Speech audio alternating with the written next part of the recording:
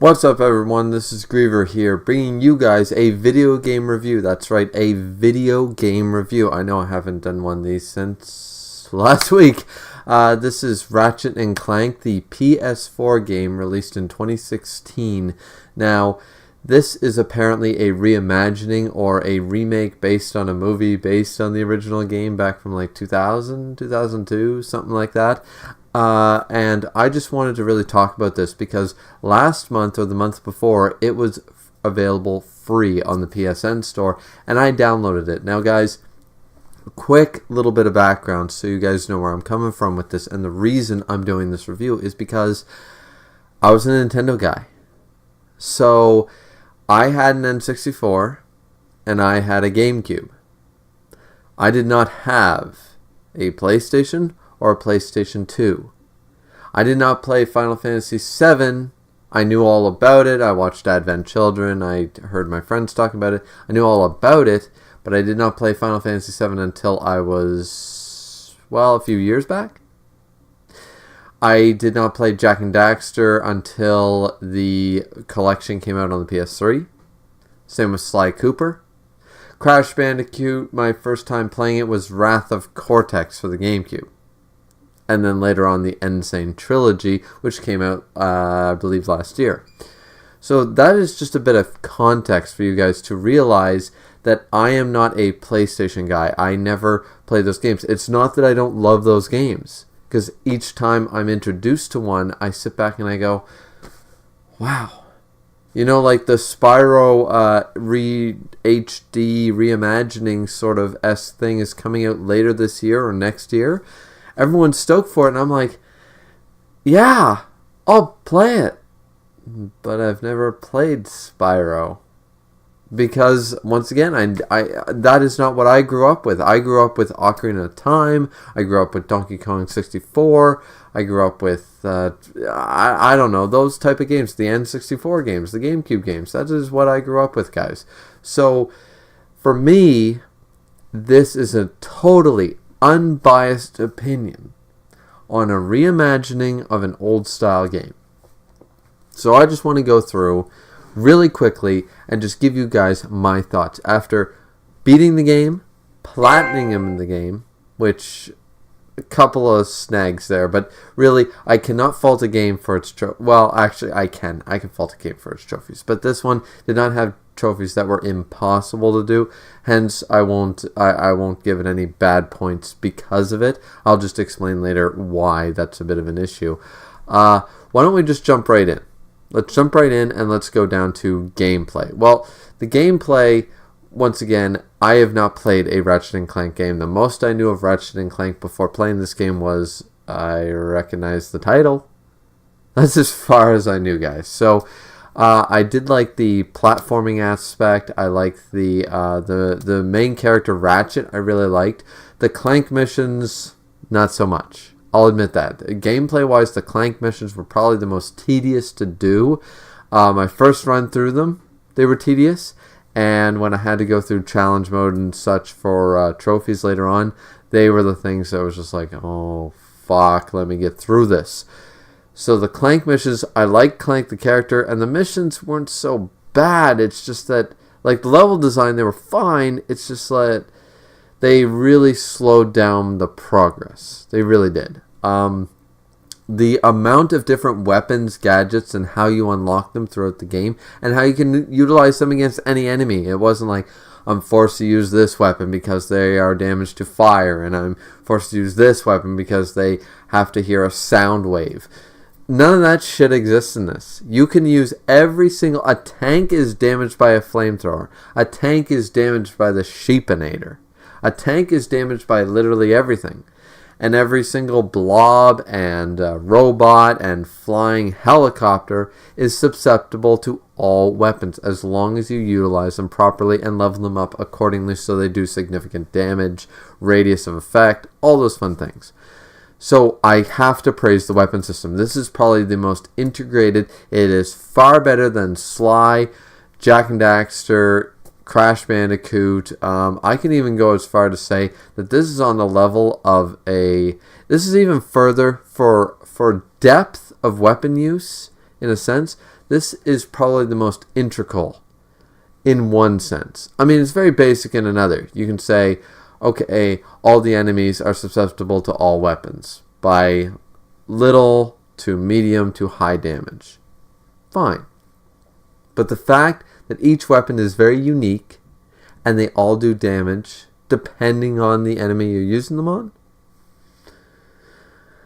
guys, you can't help but praise that. I mean, once again, my first introduction to a Ratchet and Clank game, but this was a very good thing. This was something that I really, really enjoyed about the game. And even the grinding to make my weapons better, the weapons I, really preferred,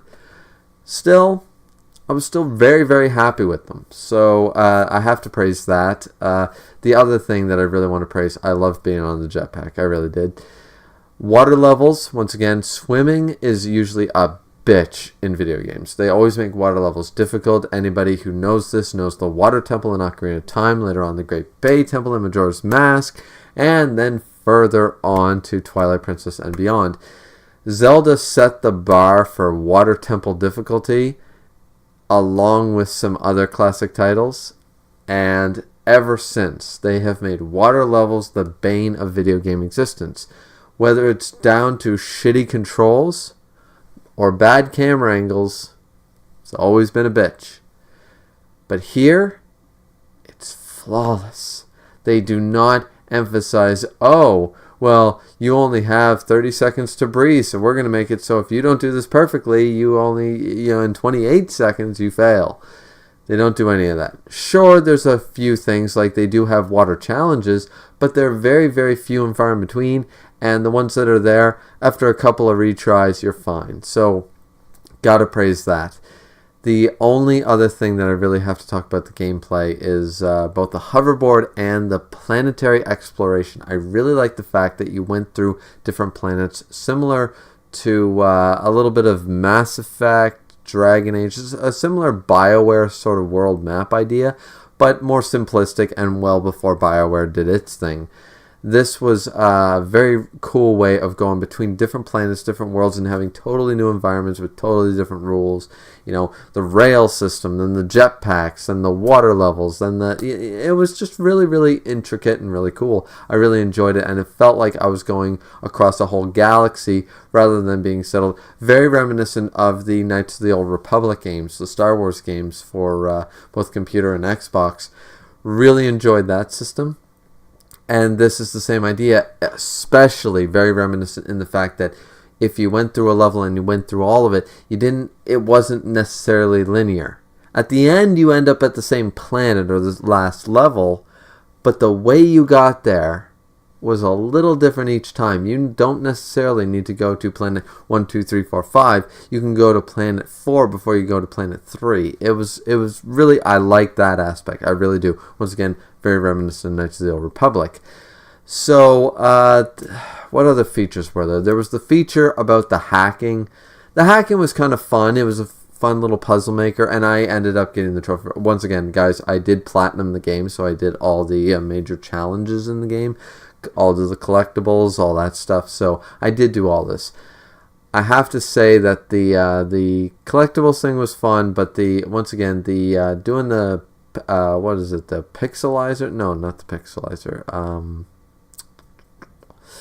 The weapon that allows you to do the hacking. What item is that? I totally forget, guys. My mind is running a total blank.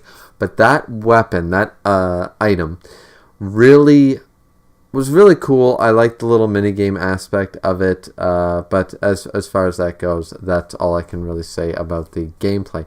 Now, plot-wise, once again, I don't know how reminiscent. I feel like the opening segment, the ending segment, and all the monologuing by Captain Quark is all new added things ever since both the failed movie and this game came out. I have a feeling that that's how this went off. Now, as far as voice acting and everything and plot-wise goes, very simplistic. Once again, like a classic. Crash Bandicoot, Sly Cooper, Donkey Kong, Jak and Daxter. Once again, I'm using a lot of PlayStation titles because the format between PlayStation and Nintendo was similar, but significantly they felt different. There was a significant difference between Zelda and Jak and Daxter, not just in genre, but in the way, the sarcasm. I feel like PlayStation was a little ahead of their time, having that Guardians of the Galaxy, Marvel Cinematic Universe sense of humor to their games, whereas that was not present on the N64 and GameCube side of things.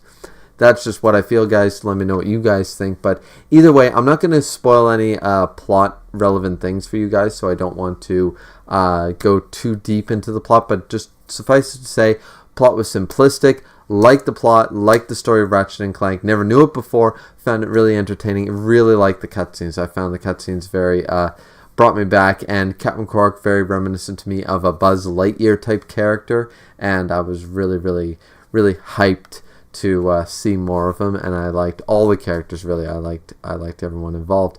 Apparently, reception-wise, the game did very well. Apparently, it did much better than a movie that I never did see. Once again, not a huge fan of the Ratchet and Clank games because, once again, didn't own a PlayStation or a PS2, so I don't know a whole lot about it. Apparently, it scored pretty high, between 80s and 90s on most of the major sites. Was really happy to see that because I felt that this game, graphics wise, sound, once again, the only problem that, once again, I can say that a problem with the game, not necessarily a problem, but the sound, other than the voice acting, which was superb, the soundtrack was subpar. I mean, how much do you expect out of a game soundtrack, you could say, but I still hum Super Mario Bros., Legend of Zelda, Mega Man, Donkey Kong. Like, I can recite the DK rap for you if you really want me to. Like, so you can't just sit back on saying, oh, well, those are 8-bit classic games. Of course, you know the themes. Same rough time that Donkey Kong 64 came out, Ratchet and Clank did, and they redid the soundtrack, and it's done. Dungeon Siege, the theme. I love that. Like, soundtracks and level sound, music scores are very, very important, and I feel like I reminisce about them very, like, a lot. They are integral to the game, and this is one key point I can say that they do lack on. I don't know if they reused any original themes from the game, or if Ratchet and Clank never really stuck with a specific theme that really brought the fans in. Like, you hear the first 3 to 5 notes, and you're like, Ratchet and Clank trailer. You know, I don't know if that's a thing, but I can honestly say that the sound did not captivate me. Sound effects and voice acting were fine, and the soundtrack was not bothersome. It's just that it was not memorable. That's one definite thing. The only other thing I'll go on to about is trophies. The trophies were normal. I mean, you have to complete the game and do everything in the game, pretty much. The grinding of the getting every weapon to level 10 was a little annoying because some weapons you really don't utilize too much. And then, of course, it's not until you upgrade them in challenge mode a second time after level 5. That is one thing I can bitch about, is because I had like certain weapons that were already level 5 before I had completed the main game, and I continued to use them because they were my main weapon. They were good, and they weren't leveling up. Even though I was using them constantly, they weren't leveling up. Now, I mean, you could honestly say, but anybody could go on a trophy guide and stuff, but I like to play a game, beat the game, enjoy playing the game, then go back and look for trophies. So for someone not knowing that there was a higher cap of level 10, and then realizing that I'd been using the same 3 weapons that were stuck at level 5 the whole time, I could have saved myself a lot of time. There should have been some type of at least indication in the game that either make it harder to get to level 5 or make an indication that to level up further, play a second through in challenge mode or something. It should show up in the upgrade screen or the item screen when you go to the store, the Cube store. That would have been, at least have let me know that maybe I should start using some other weapons. That way I could have saved a lot on grinding. But that's just a little bitch for a trophy hunter, someone looking for the platinum. That does not break the game in any way. The game is still fun as hell, and I would recommend it to everyone. Anybody who loves the old style, like N64, when 3D was first coming out with the original Spyro's, Crash, Zelda, Super Mario. Anybody who enjoyed those original platforming games on the 3D, when 3D was the new hit, please play the game, buy the game. I mean, it was free on the PSN store in February, I believe. I got it for free. I hope you guys got it for free. If you didn't, hopefully it comes out again for free. Or if not, I'm sure it's pretty cheap on the PSN store by now if you own PlayStation Plus. Please, guys, go buy it if you have not played it. And if you're new to the series, please, this will make you want to. I am considering ordering the PS3. I found out there is a PS3 collection of the original 3 games or 4 games on the PlayStation 3 for once again the PlayStation 3. Tongue twister there. I am really considering buying it because I've done the Jak and Daxter, the Sly Cooper. I bought the Insane trilogy, Crash Bandicoot. I really want to play these games now. This game made me want to play more Ratchet and Clank and see more of Ratchet and Clank stories. So all I got to say to you guys is, please, if you have not played this game, play this game. If you've never played these type of games, start here. This is a great introduction. It has a good level design, good amount of challenges for anybody who's not used to the style of platforming. However, you can get better at the game very easily. It's a great learning curve. Please, guys, tell me what you guys think of this review. Tell me what you thought of the game. Did you love it? Did you hate it? Did you like this review? Did you hate this review? Please like, subscribe, comment. Always appreciate it, guys. This has been Griever with a Ratchet and Clank 2016 reimagining of the original video game. We would love to hear from you guys here at Griever, the YouTube channel. Love to see you guys here. Next time we will talk about another game I'm sure I'll play. I'm really looking forward to it. Thanks guys so much for watching. This has been Griever. See you next time.